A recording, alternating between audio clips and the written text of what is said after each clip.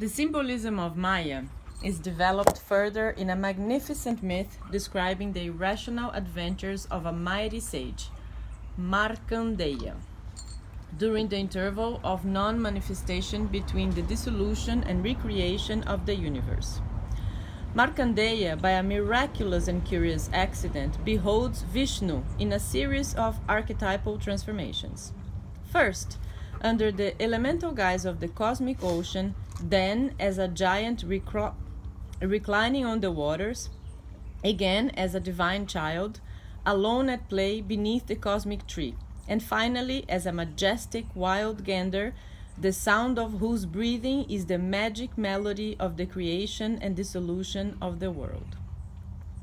The myth begins with a review of the deterioration of the cosmic order during the slow but irreversible passage of the 4 yugas.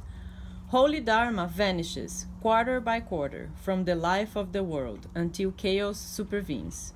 Men are filled at last with only lust and evil.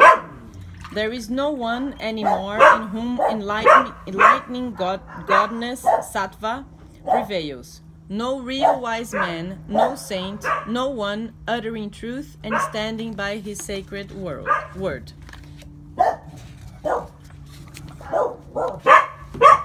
The seemingly holy Brahmin is no better than the fool. Old people, destitute of the true wisdom of old age, try to behave like the young, and the young lack the candor of youth. The social classes have lost their distinguishing, dignifying virtues. Teachers, princes, tradespeople, and servants sprawl alike in a general vulgarity. The will to rise to supreme heights has failed. The bonds of sympathy and love have dissolved. Narrow egotism rules. Indistinguishable ninnies conglomerate to form a kind of sticky, unpalatable dough. When this calamity has befallen the once harmoniously ordered city of man, the substance of the world organism has deteriorated beyond savage, and the universe is ripe for dissolution. The cycle has completed itself. One day of Brahma has elapsed. Vishnu, the supreme being, from whom the world first emanated in purity and order, now feels growing within himself the urge to draw the outworn cosmos back into his divine substance. Thus the creator and maintainer of the universe comes to the point of manifesting his destructive aspect. He will devour the sterile chaos and dissolve all animate beings, from Brahma on high, the inner ruler and cosmic life spirit of the universal body, down to the ultimate leaf of grass. The hills and the river, the mountains and the oceans, gods and titans, goblins and spirits, animals, celestial beings and men are all to be resumed by the Supreme. In this Indian conception of the process of destruction, the regular course of the Indian year, fierce heat and drought alternating with torrential rains, is magnified to such a degree that instead of sustaining it, demolishes existence. The warmth that normally ripens, and the moisture that nourishes, when alternating in beneficent cooperation, now annihilate. Vishnu begins the terrible last work by pouring his infinite energy into the sun. He himself becomes the sun. With its fierce, devouring rays, he draws into himself the eyesight of every animate being. The whole world dries up and withers, the earth splits, and through deep fissures a deadly blaze of heat licks at the divine waters of the subterranean abyss. These are caught up and swallowed, and when the life sap has entirely vanished from both the egg-shaped cosmic body and all the bodies of its creatures, Vishnu becomes the wind, the cosmic life breath, and pulls out of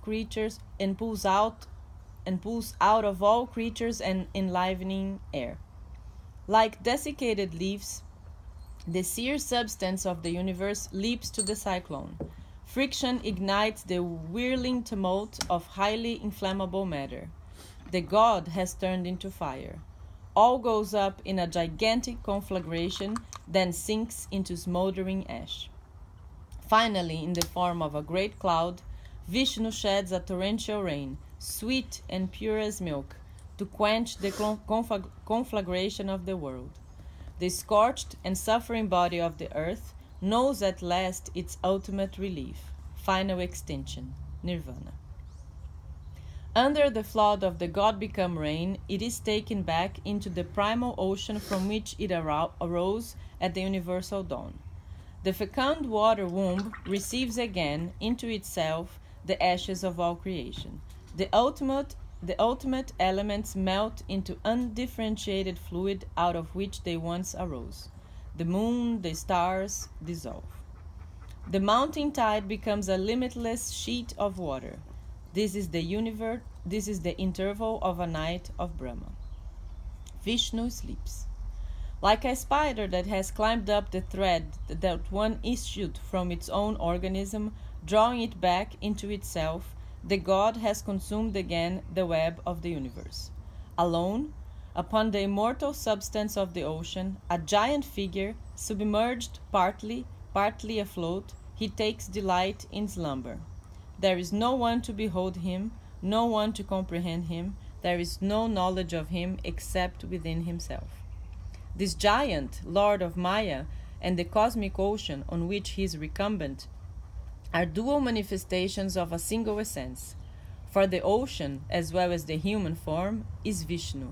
Furthermore, since in Hindu mythology the symbol for water is the serpent, Naga, Vishnu is represented normally as reposing on the coils of a prodigious snake, his favorite symbolic animal, the serpent Ananta, endless. So that not only the gigantic anthropomorphic form and the boundless elemental, but the reptile too is Vishnu.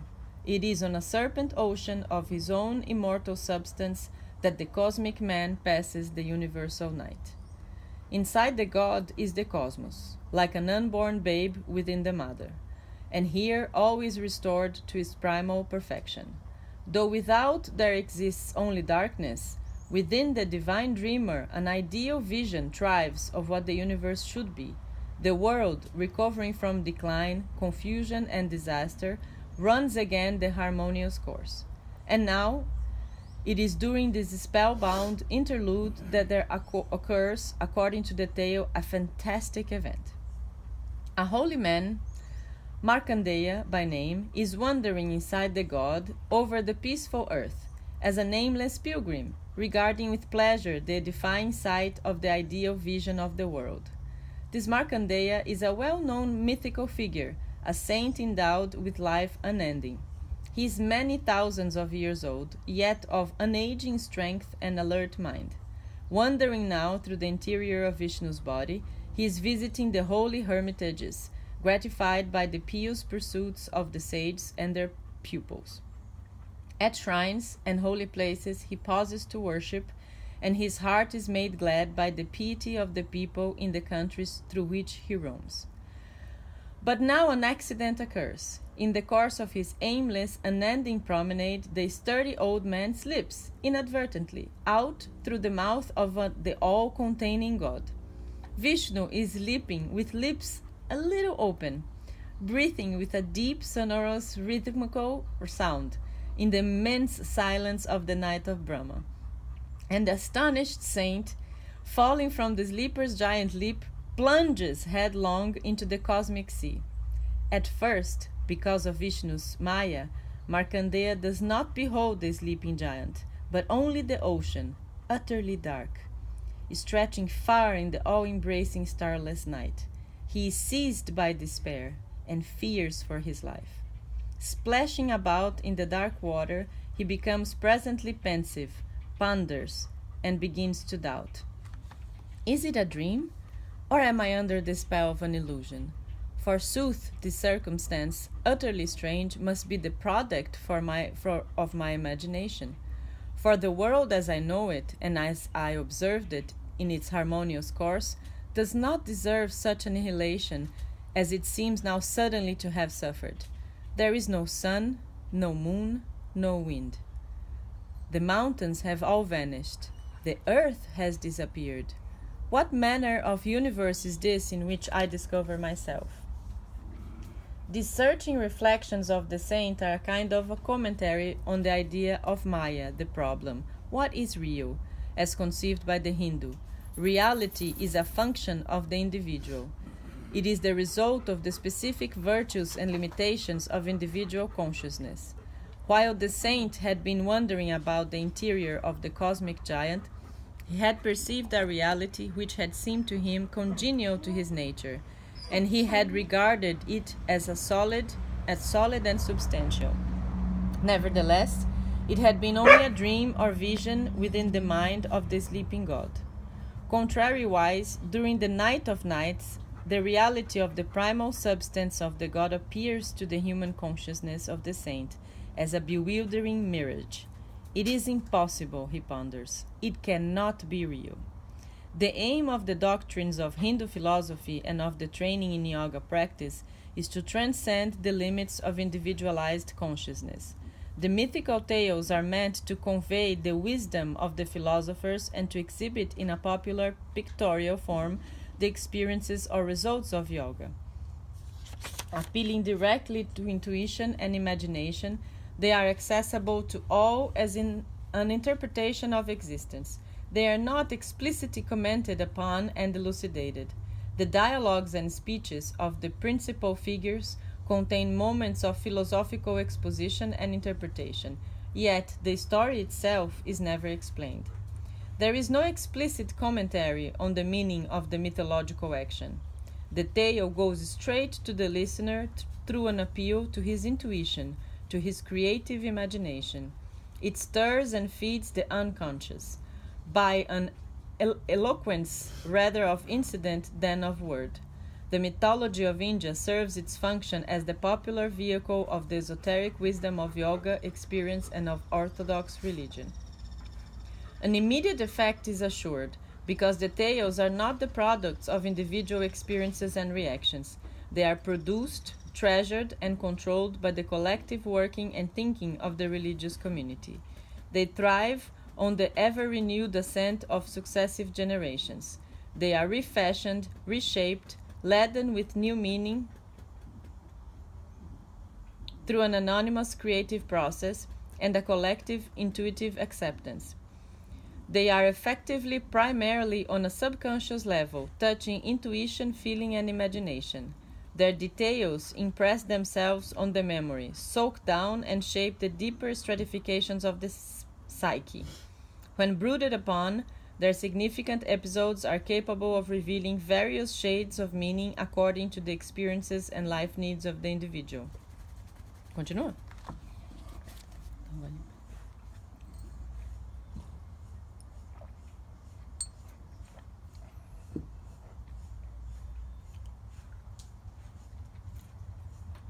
The myths and symbols of India resist intellectualization and reduction to fixed significations.